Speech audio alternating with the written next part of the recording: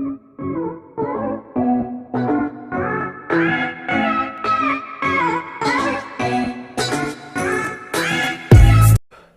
students, welcome to our third installment of this chapter, Resources and Development. In this chapter, we have just studied types of resources and the classification of resources, land degradation, soil conservation measures, sustainable development, and etc. Many more topics.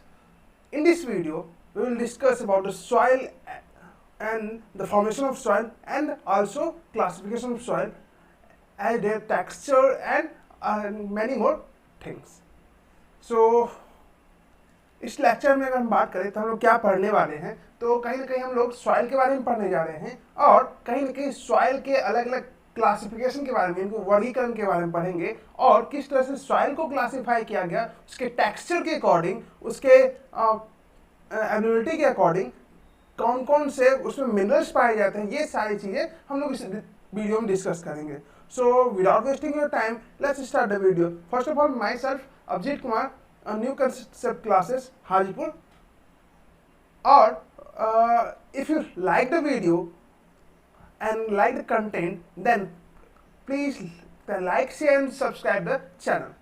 Next, अब video start करते हैं. सबसे पहले बात करते हैं topic की. तो आज जो हम लोग पढ़ने जा रहे हैं वो है आपका soil as a resource. Soil को किस तरह से हम लोग रिसोर्सेज के रूप में यूज करते हैं. तो सबसे पहले बात करें कि हम लोग जानते हैं कि अभी तक जितने भी रिसोर्सेज को क्लासिफाई किया गया वो या तो क्या थे, बायोटिक या एबॉयोटिक, उसके ओरिजिन के हिसाब से. तो हम ओरिजिन के हिसाब से अगर समझे कि कोई भी बायोटिक चीज सॉइल पे डिपेंडेंट होगा, सॉइल में ही एग्जिस्ट करेगा. दूसरा एबॉयोटिक की बात करें, वो भी कहीं ना कहीं एक लैंड फॉर्म क्रिएट करेगा और जब भी लैंड फॉर्म क्रिएट करेगा वो वहां पे भी सॉइल देखने को मिलेगा. तो दैट मीन्स ये देखने को मिला कि जितने भी रिसोर्सेस होंगे वो डायरेक्टली हो या इनडायरेक्टली हो, कहीं ना कहीं सॉइल से डिपेंडेंसी क्रिएट हो रहा है. तो इस तरह से कह सकते हैं कि हमारे लिए, हमारी जरूरतों को पूरा करने के लिए सॉइल भी एक रिसोर्स है. अगर हमको खाना चाहिए तो भाई कहाँ हम लोग जानते हैं कि क्योंकि हमको प्लांट पे डायरेक्टली और इनडायरेक्टली डिपेंड होना पड़ता है, तो प्लांट ग्रो कहाँ करेगा, सॉइल पे है. तो भाई वो हमारे नीड्स को सेटिस्फाई कर रहा है. कोई फैक्ट्री डेवलप करना है, कोई फैक्ट्री इंस्टॉल करना है, भाई कहाँ होगा, तो सॉइल पे. तो दैट मीन्स हमारे एवरी रिसोर्सेस जो होते हैं, एवरी तो नहीं कर सकते लेकिन मोर और रिसोर्सेज जो होते हैं वो कहीं ना कहीं डायरेक्टली और इनडायरेक्टली सॉइल पे ही डिपेंडेंट होते हैं.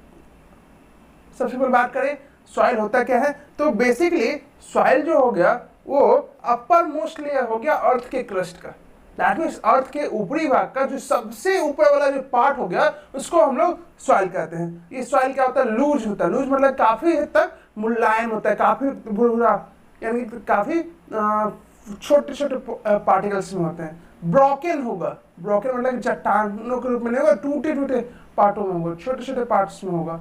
और ये जरूरी होता है प्लांट्स को अपने डेवलपमेंट के लिए, अपने डेवलपमेंट दैट उनको ग्रो करने के लिए इनकी जरूरतें पड़ती हैं. नेक्स्ट हो गया सॉइल क्या क्या कंसिस्ट करता है, तो मिनरल हो गया.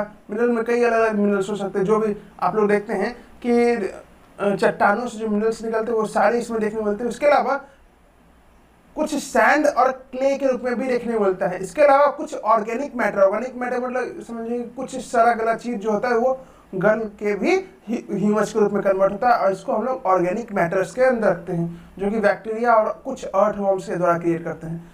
आगे जब पढ़ेंगे तो सॉइल को भी देखा गया, इसके ओरिजिन के अकॉर्डिंग ऑर्गेनिक सॉइल का दिया गया और मिनरल सॉइल रखा गया. ऑर्गेनिक सॉइल जो कि डिकम्पोजर्स के द्वारा बनाया गया और ये बेसिकली इसको हम लोग एक और नाम से जानते हैं, इसको हम लोग ह्यूमस कहते हैं.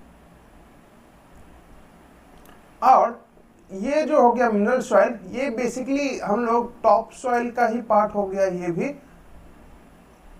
लेकिन ज़्यादातर हम लोग टॉप सॉइल के रूप में इसको डिनोट करें. मिनरल सॉइल बेसिकली जो पत्थरों से जो मिट्टी बनती है, काफ़ी हद तक डेनिडेशन, इरोजन, वेदरिंग, इन सब कारणों से, तो वो जो निकल के आता है वो हो गया मेरा मिनरल सॉइल. तो ऑर्गेनिक सॉइल क्योंकि ऑर्गेनिक तरीके से निकलता है, किसी माइक्रोब्स के कारण बनता है इस, या ऑर्गेनिज्म्स वगैरह जो बैक्टीरिया वगैरह होते हैं कुछ अलग अलग चीज़ों के कारण से बनता है। और ये डिकम्पोजिशन और सेप्रोफाइटिक तरीके से ये तैयार होता है, इसी कारण से इसको ऑर्गेनिक सॉइल कहा जाता है। नेक्स्ट हो गया सॉइल, जो ऐसी soil form mainly due to process of weathering. अगर मान कर सॉइल कैसे फॉर्म होता है तो हम अभी बताया कि वेदरिंग के कारण। वेदरिंग क्या हो गया, तो ब्रेकिंग डाउन ऑफ स्टोन, यानी कि चट्टानों का जो टूटना होता है उसको हम लोग वेदरिंग करते हैं। किस कारण से टूटेगा भाई, तो किसी केमिकल या फिजिकल या अलग अलग रीजन से कारण से जो चट्टानें टूटनी शुरू होती है उसको हम लोग वेदरिंग कहते हैं। Result of weathering, a layer of loose rock material is found on the land surface. Weathering के कारण ये देखने मिलता है कि छोटे छोटे पहले बार चट्टान छोटे छोटे चट्टानों में टूटता है और इसी तरह से कंटिन्यूसली होते हुआ वो एक काफी मुलायम और काफी पतले मिट्टी के रूप में कन्वर्ट हो जाता है। अगला हो गया, इस चीज को होने में लाखों साल लग जाते हैं। इसी कारण से एक चट्टान से सॉइल बनने में काफी लंबा समय लगता है और इसी कारण से हमें सॉइल को कंजर्व करना चाहिए, ये हमारी प्राइम ड्यूटी है। बात करते हैं आगे, ये फॉर्मेशन ऑफ सॉइल था कि फॉर्मेशन ऑफ सॉइल कैसे होता है, तो वेदरिंग के प्रोसेस के कारण जब बड़े बड़े चट्टान कंटिन्यूअसली इरोड होते रहते हैं, डेन्यूड होते रहते हैं और इसी कारण से वो छोटे छोटे चट्टानों में कंटिन्यू होते चले जाएंगे और अंत में काफी मुलायम और काफी पतला ये उसका सरफेस रहता है, टेक्सचर रहता है और उसी को हम लोग सॉइल के रूप में कहते हैं। नेक्स्ट है factors which influence soil formation process. क्या क्या ऐसे फैक्टर्स होंगे जो सॉइल फॉर्मेशन को करने में या उसको इन्फ्लुएंस करते हैं कि हाँ इस जगह पे सॉइल फॉर्मेशन अच्छे हो सकते। सबसे पहला climate change. Climate is the rate of weathering and the type of vegetation. अगर मान लो जहां पे काफी ज्यादा टोपोग्राफी यानी काफी ज्यादा हाइट है।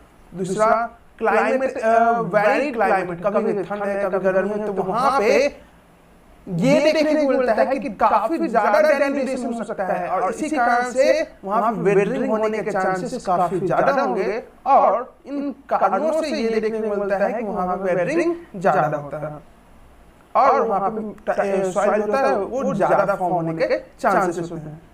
टोपोग्राफी वही हो गया कि लैंड डिसाइड करता है कि वहां पे सॉइल कितने हो। जैसे मान लो जो पहाड़ों पे होगा और जो मैदानी इलाकों में होगा, पहाड़ों से सॉइल अलग अलग फैक्टर से कारण बह के आएगा और ये मैदानी इलाकों में देता चल जाएगा, यानी उसमें फैलाता हुआ चला जाएगा। अगला है नेचर ऑफ पेरेंट रॉक। अब ये भी डिसाइड करता है कि अगर मान चलो यहाँ पे ब्लैक्स ये बेसाल्ट रीजन है या ब्लैक रॉक है तो इनसे जो मिट्टी तैयार होगी वो भी तो ब्लैक सॉइल होगी। तो दैट मीन्स काफी हद तक सॉइल का टेक्सचर या कंपोजिशन जो होता है वो डिपेंड करता है उसके पेरेंट रॉक पे। अब इसके मम्मी पापा जैसे होंगे वैसे ही नहीं इसका बेबी भी होगा। दैट मीन्स कर सकते हैं यहाँ पेरेंट रॉक की बात करते हैं तो ये उस जो भी मिट्टी किसी रीजन में आखिरकार वो मिट्टी जनरेट कहाँ से हुई है उसके ऊपर डिपेंड करता है उसके कंपोजिशन और उसके टेक्सचर के बारे में। नेक्स्ट हो गया वेजिटेशन। वेजिटेशन पूरी तरह से डिसाइड करता है the amount of humus available in the soil, यानी कि वेजिटेशन की बात करें तो ये बताता है कि उस एरिया में जो सॉइल होगा उसमें कितना ह्यूमस होगा। अब वेजिटेशन की बात करें कि जहाँ पे ज़्यादा पेड़ पौधे होंगे पत्ते भी तो वहीं पे ज़्यादा गिरेगा और पत्ते गिरने के कारण से वो धीरे धीरे क्या होगा कि जो भी वहाँ पे डिकम्पोजर्स होंगे उनके द्वारा उसको डिकम्पोज कर दिया जाएगा। डिकम्पोज करने के बाद वो एक ऑर्गेनिक सॉइल में कन्वर्ट हो जाएगा। ऑर्गेनिक सॉइल जाएगा कहाँ, वहीं पे रहेगा और वो ह्यूमस बनाने का काम करेगा। दैट मीन्स जहाँ पे ज़्यादा से ज़्यादा वेजिटेशन होगा वहाँ ज़्यादा से ज़्यादा ह्यूमस देखने को मिलेगा। तो ये कुछ चीज़ें थी जो कि सॉइल फॉर्मेशन को काफ़ी हद तक इन्फ्लुएंस करती हैं, प्रभावित करती हैं। नेक्स्ट हो गया टाइप्स ऑफ सॉइल की बात करें तो बेसिकली हम लोग यहाँ पे 6 अलग अलग टाइप्स ऑफ सॉइल के बारे में डिस्कस करेंगे। पहला हो गया आपको एल्यूवियल सॉइल, दूसरा रेड सॉइल, तीसरा ब्लैक सॉइल, चौथा लेटराइट सॉइल, पांचवा डिजर्ट सॉइल और छठा माउंटेन सॉइल। एल्यूवियल सॉइल को हम लोग हिंदी में जलोढ़ मिट्टी, दैट मींस इसमें जो भी मैदानी इलाकों में मिट्टी देखने को मिलती है ये बेसिकली एल्यूवियल सॉइल होती है, और हमारा अधिकांशतः प्रोडक्शन जो होता है वो इन्हीं मिट्टी पे होता है, यानी कि एल्यूवियल सॉइल पे ही डिपेंडेंसी होता है। ये कुछ हो गया एल्यूवियल सॉइल की पिक। ये बेसिकली ये देखने को मिलता है कि जो आप लोग आसपास में जहाँ बाढ़ ज़्यादा आता होगा वहाँ पे अक्सर इस तरह की मिट्टी देखने को मिलती है, इसको एल्यूवियल सॉइल कहते हैं। एल्यूवियल सॉइल काफ़ी फर्टाइल और काफ़ी बड़े पैमाने में भारत में पाए जाने वाला मिट्टी हो गया।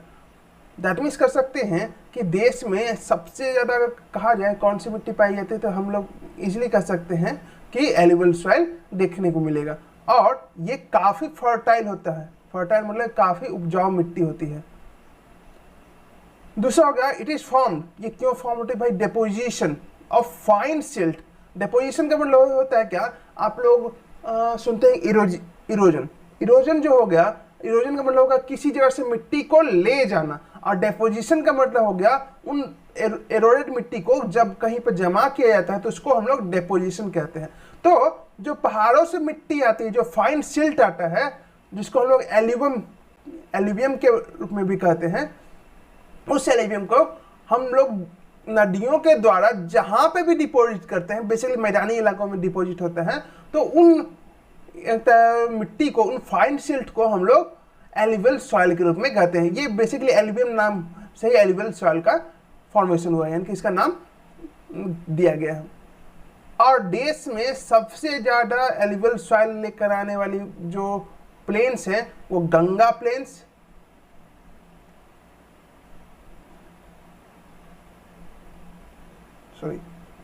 गंगा प्लेन और ब्रह्मपुत्रा प्लेन है।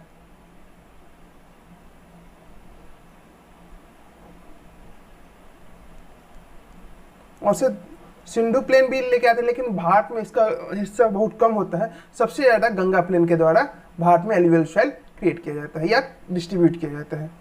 इनसे के अलावा और कई अलग अलग हैं, जैसे कृष्णा कावेरी महानदी, इन सब के भी कुछ प्लेन्स जो होते हैं वो एल्यूवियल सॉइल के डिपॉजिट होते हैं, लेकिन सबसे ज़्यादा गंगा प्लेन के द्वारा क्रिएट होता है या गंगा नदी के द्वारा। बात करें it is found in the northern plains, यानी कि सबसे ज़्यादा ये कहाँ, तो नॉर्दर्न प्लेन्स में। रीजन आपको पहले ही मालूम हो चुका होगा, क्यों? क्योंकि नॉर्दर्न प्लेन्स में ही गंगा बहती है। दूसरा गुजरात के कुछ इलाके, क्योंकि वो कोस्टल इलाका गुजरात का जो, और वहाँ से साबरमती नदी बहती है, इस कारण से भी। इसके अलावा कुछ कोस्टल प्लेन्स में, कोस्टल प्लेन्स इसीलिए क्योंकि कुछ नदियाँ जो है वो कोस्टल इलाकों से होते हुए गुजरती है, और वहाँ पे भी काफ़ी हद तक ये फर्टाइल सॉइल जो है वो डिस्ट्रीब्यूट करते हुए जाती है। अगला हो गया it consist of sand, silt and clay. Sand कुछ बलुई भी होती है मिट्टी, सिल्ट मतलब कि जो पहाड़ों से जो मिट्टी लाई जाती है उससे सिल्ट कहते हैं, और क्ले जो हो गया वो चिकनी मिट्टी जो होती है वो भी इसके पार्ट्स होते हैं, यानी कि एल्यूवियल सॉइल के पार्ट्स होते हैं। अब एल्यूवियल सॉइल को भी दो भागों में बांटा गया, एक हो गया मेरा खादर, दूसरा हो गया बांगर। ये मेरा हो गया बात करते हैं यहाँ पे इसको, खादर और बांगर को हम लोग बेसिकली कह सकते हैं कि न्यू एल्यूवियल सॉइल और ओल्ड एल्यूवियल सॉइल के रूप में बताया गया है। कि ये देखना होता है कि एक ओल्ड होता है, एक न्यू होता है। यहाँ पे लिखा हुआ भी है कि न्यू एल्यूवियल सॉइल और ओल्ड एल्यूवियल सॉइल के रूप में खादर और बांगर को बताया गया है। यहाँ पे अगर बात करें कि आखिरकार एल्यूवियल सॉइल में ऐसा क्या होता है कि जो इतना उपजाऊ है, तो सबसे पहले बात करें इसमें जो न्यूट्रिएंट्स देखने को मिलते हैं, सबसे पहला हो गया पोटास यानी पोटेशियम, फॉस्फोरिक एसिड, लाइम। ये तीन चीज़ें इसमें काफ़ी बड़े पैमाने में पाई जाती हैं। So it is fertile and good for the growth of sugarcane, यानी कि ये काफ़ी हद तक उपजाऊ है, और क्या क्या चीज़ें इसमें इजीली उगाई जा सकती है। सबसे पहला शुगर केन, दूसरा राइस, तीसरा वेट, चौथा पल्सेस। और जितने भी हम लोग देखते हैं कि जो सब्जियां हो गए या जो हमारे मेन फूड्स हो गए, सेरेल्स वगैरह जो हो गए, वो सारी चीज़ें ये इन एल्यूवियल सॉइल में इजीली ग्रो की जा सकती हैं। और हमारे देश का अधिकांशतः सेरेल्स जो है वो इन पे डिपेंडेंट होता है। अब बात करते हैं यहाँ पे डिफरेंस बिटवीन खादर एंड भांगर। हम दो प्रकार की मिट्टी बताएं अभी, एलुवियल सॉइल को दो भागों में बांटा गया, खादर और भांगर में। तो सबसे पहले बात करते हैं भांगर। भांगर जो हो गया वो नॉर्दर्न प्लेन के लार्जेस्ट पार्ट में देखने को मिलता है, और ये जो होता है वो पुरानी मिट्टी होती है। दैट मीन्स कर सकते हैं ऐसी मिट्टी जो काफ़ी लंबे समय पहले नदियों के द्वारा लाई गई हो, लेकिन उसका रिवर्सल ना हुआ हो। रिवर्सल का मतलब हो गया कि फिर से वहां कभी बाढ़ आई नहीं, नदियों का पानी पहुंचा नहीं, इस कारण से वो मिट्टी अपना फॉर्म चेंज ना कर पाई, रिन्यू नहीं कर पाई, और इसी कारण से आज जो मिट्टी वहां पे देखने मिलता है वो उसका पार्टिकल जो हो गया वो काफी बड़ा हो गया, और इसी कारण से उन इलाकों में कहीं कहीं इसे कंकर के रूप में कहा जाता है, कंकर के रूप में भी कहा जाता है। इन सबके अलावा दे लाई अबव द फ्लड प्लेन्स, ये वही हो गया कि फ्लड प्लेन्स के ऊपर होते हैं, इसी कारण से यहाँ पे पानी पहुँच नहीं पाता है। दे रिजेंबल टेरेसेस, यानी कि ये एक तरह से कहा जाए तो छत की भांति होती है कि वहाँ पे जल्दी पानी पहुँच नहीं पाता है, इसीलिए वहाँ पे मिट्टियों को रिन्यू नहीं कर पाता है। सेम चीज़ इस सॉइल को कई रीजन्स में कंकर के रूप में भी कहा जाता है, क्योंकि इसके कैलरीसियस डिपोजिट, यानी कह सकते हैं कि वहाँ पे काफ़ी मोटे मोटे जो पार्टिकल्स होते हैं उनके कारण से। सेम चीज़ ये यंगर एल्यूवियल सॉइल है, क्यों? क्योंकि रिवर्सल इसका होता है, ये नॉन रिवर्सल हो जाता है, ये रिवर्सल। क्यों? यहाँ पे ये फ्लड प्लेन्स के रूप में देखने मिलते हैं, इसलिए हर साल या एक दो सालों में अक्सर वहाँ पे मिट्टी चेंज हो जाती है फ्लड प्लेन्स के कारण से, इसी कारण से ये काफ़ी हद तक हाईली फर्टाइल होते हैं।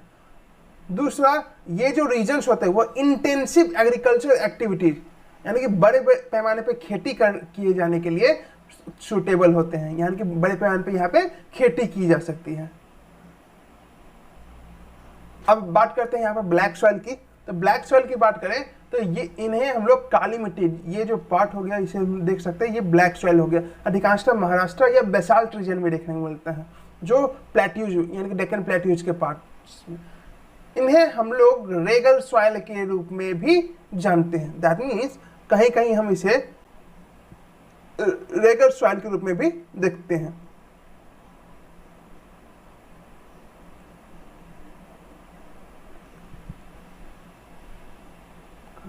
हाँ, ये मेरा रेगल सॉइल के रूप में भी जाना जाता है। अब बात करें regular means cotton, Regar means cotton. That means कर सकते हैं कि यहाँ पर रेगर का मतलब होता है कॉटन, तो इसलिए ये जो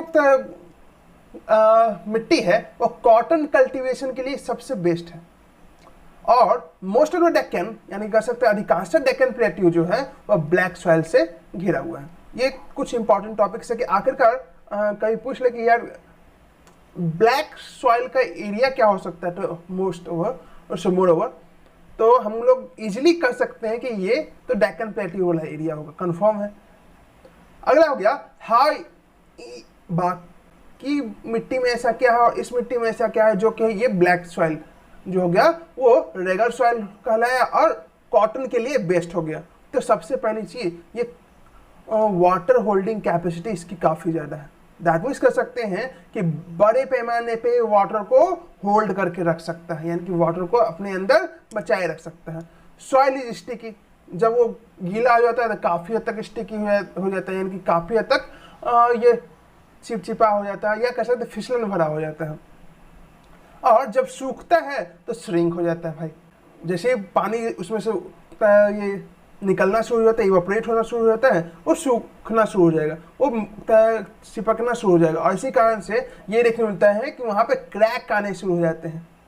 कई बार देखते होंगे कि आप महाराष्ट्र या आप लोग महाराष्ट्र, गुजरात, इन सब के इलाकों में देखते हो मिट्टी में क्रैक आ गया। इसका रीज़न बेसिकली ये है कि जब मिट्टी से पानी निकल जाता है तो वो श्रिंक होना शुरू होता है, और श्रिंक होने के कारण से वहाँ पे मिट्टी में क्रैक आना शुरू हो जाता है। अगला हो गया self flowing is a characteristics of the black soil as it develop wide cracks when dried. यानी कह सकते हैं कि सेल्फ फ्लोइंग, खुद से खेती करना, एक कैरेक्टरिस्टिक्स देखने को मिलता है ब्लैक सॉइल में, क्योंकि ये बेसिकली खुद ब खुद क्रैक्स क्रिएट कर लेता है ड्राई रीजन में। यानी कह सकते हैं जब सूखा होता है तो खुद ब खुद क्रैक कर लेता है, और इसी कारण से वहाँ पे एक तरह से कहा जाए तो ये सेल्फ फ्लो कर लेता है। सेल्फ फ्लो मतलब होगा खुद से खेतों को जोत देता है। इसमें ट्रैक्टर्स की उतनी जरूरत नहीं पड़ती है, इंटेंसिव एग्रीकल्चर की जरूरत नहीं पड़ेगी। क्यों? क्योंकि भाई खुद ब खुद क्रैक कर लिया और इजीली वो क्रैक होने का बेसिकली रीजन क्या होता है कि सॉइल जो है वो एरेशन कर सके। एरेशन का मतलब हो गया कि सांस ले सके। समझ रहे हैं ना?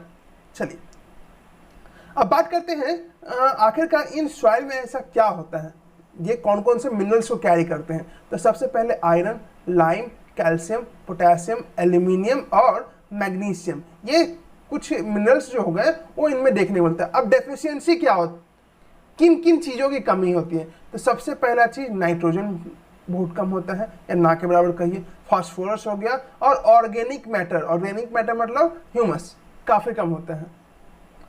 नेक्स्ट हो गया कलर, तो deep black to light black, यानी कहीं पे काफ़ी ज़्यादा काला होता है मिट्टी, कहीं पे कुछ कम यानी कि हल्की काली मिट्टी देखने को मिलती है।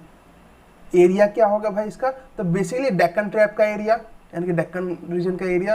इसके अलावा महाराष्ट्र, गुजरात, मध्य प्रदेश, छत्तीसगढ़, ये कुछ एरिया होगी। ये छोटा नागपुर का एरिया भी आ गया छत्तीसगढ़ में।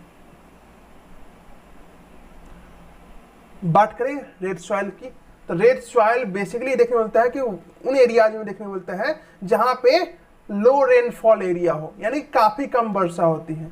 और यहाँ पे इन मिट्टी में काफी पोरस होता है, यानी छोटे छोटे छेद होते हैं और फ्राइवल स्ट्रक्चर होता है, यानी कह सकते हैं कि एक आप अगर देखिएगा तो एक चलनी के रूप में एक स्ट्रक्चर होता है, काफी अलग जगह पे छेदें देखने को मिलती हैं। दूसरा इंपॉर्टेंट चीज कि एब्सेंस ऑफ लाइम, यानी कि कह सकते हैं कि लाइम की कमी होती है। कंकर पार्टिकल्स, यानी कि कह सकते हैं काफी यहाँ पे बड़े बड़े पार्टिकल्स देखने को जो कि कंकर के रूप में कहते हैं, जो कि इम्प्योर कैल्शियम कार्बोनेट होता है, यानी कि अशुद्ध कैल्शियम कार्बोनेट देखने को मिलता है। अब डेफिशिएंट क्या है? डेफिशिएंट इन किन किन चीज़ों में कमी होती है इसमें? लाइम, फॉस्फेट की कमी होती है, मैंगनीज की कमी हो गई, नाइट्रोजन नहीं होता है, ह्यूमस नहीं होता है, पोटाश नहीं होता है। ये कुछ इंपॉर्टेंट चीज़ें जो कि चाहिए किसी चीज़ को डेवलप, प्लांट्स को डेवलप करने के लिए, वो सारी चीज़ें यहाँ पे नहीं रखती हैं। अब इसका भी बहुत रीजन है क्योंकि रेनफॉल नहीं हो रहा है, ह्यूमस नहीं है, इस कारण से यहाँ पे इजीली प्लांट डेवलप नहीं कर पा रहा है। अगला हो गया कलर की बात करें तो ये रेड कलर में देखने मिलता है due to diffusion of iron, यानी कि आयरन के डिफ्यूजन के कारण यहाँ पे ये इसका कलर जो हो गया वो रेड कलर में दिखाई देता है। और ये बेसिकली आयरन जो होता है क्रिस्टलाइन या मेटामॉर्फिक रॉक्स से जब डिफ्यूज होता है तो बेसिकली यहाँ पे इसका कलर रेड के रूप में निकल के आता है। क्रिस्टलाइन मतलब हो गया क्रिस्टल के फॉर्म में, मेटामॉर्फिक आप लोग जानते होंगे कि जो सबसे नीचे वाला जो रॉक का पार्ट होता है उसको मेटामॉर्फिक कहते हैं। आप लोग शायद रॉक के पार्टों को पढ़े होंगे तो एक होता है इग्नियस, दूसरा होता है सेडिमेंट्री और तीसरा होता है मेटामॉर्फिक रॉक्स। नेक्स्ट हो गया तो lower layer is reddish yellow और येलो। इसका जो लोअर लेयर होता है यानी कि जैसे जैसे नीचे जाते चले जाएंगे कहीं जगह पे येलो सॉइल भी देखने को मिलता है या रेडिश येलो सॉइल भी देखने को मिलेगा। अब टेक्सचर की बात करते हैं तो बेसिकली ये सैंडी टू क्ले नेचर का होता है या लोमी नेचर का। लोमी मतलब कि क्या होता है कि वो पानी को सोखने वाला होता है। तो कई जगह पे सैंडी सॉइल देखने को मिलता है, कई जगह पे क्ले यानी कि चिकनी मिट्टी के रूप में होते हैं, कई जगह पे लोमी यानी कि पानी को सोखने वाला होता है। नेक्स्ट अगर बात करें यहाँ पे